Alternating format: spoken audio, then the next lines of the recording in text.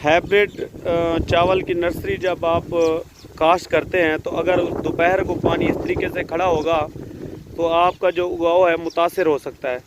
तो इसको दिन के टाइम जो है ना पानी को निकाल देना चाहिए, सेकंड टाइम पानी लगाएं और सुबह के टाइम जो है ना ख़त्म कर देना चाहिए।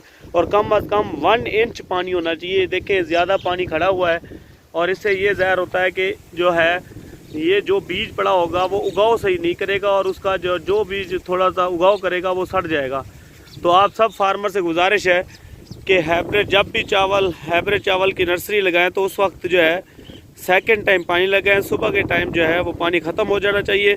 अगर सुबह के टाइम पानी है तो उसको खेत के बाहर निकाल देना चाहिए।